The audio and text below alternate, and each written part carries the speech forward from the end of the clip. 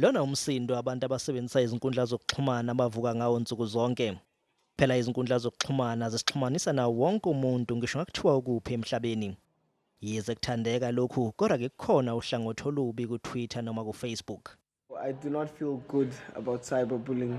I just do it because I can. I-internet isiguqule nendlela amabhokolo enza ngayo. Njengoba noma ngabe ubani ofuna ukubhala kabi ngomunye, uyakwenza lokho kalula nje. Futhi uma ethanda angababethikisa namahemhemu angaphatha kabi omunye. Phela lesi sibindi esingaka banaso ngoba bazi kamhlophe ukuthi abaziwa umuntu.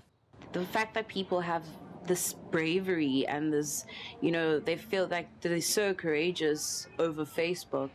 Uthandiswa oneminyaka engu-18 uthi impilo yakhe yashintsha ngemuva uthi abantu bemhlasele ngamazwi enkundleni yezokuxhumana kwaze kwaqanjwa neculo ngaye.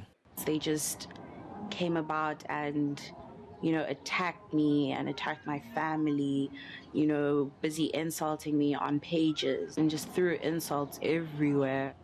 Because on one of the pages, there was a song that people came up with and, people were starting to download it. I was hurt. Uthandiswa ukholwa ukuthi inhloso yabo kwangesikona ukumsiza, kodwa kwabe kukusebenzisa udaba lwakhe ukuze bazuze bona.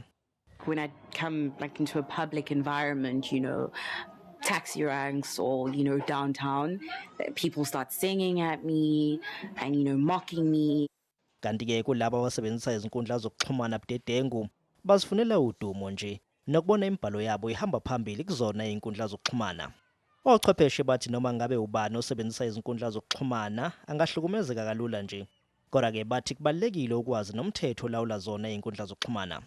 And then there could be criminal charges, in fact. If you can prove that a person has committed suicide or hurt themselves due to what you did, you could be charged criminally with that as well. So there can be very severe consequences. Ezweni laseCanada uAmanda Todd wayeneminyaka eyi-15 wayehlala ehlukunyezwa kuFacebook kanti wagcina izibulele. Ngenyanga ka-October ku-2012 uAmanda wathatha impilo yakhe. Kanti-ke manje sekusele nje indlela angakhunjulwa ngayo nesifundo abanye abangasifunda. Konke-ke lokhu kukhombisa ngokusobala ukuthi amaganyana nje ezinkundleni zokuxhumana angenza omkhulu umonakalo lo njengoba kwenzeka naku-Amanda owagcina izibulele.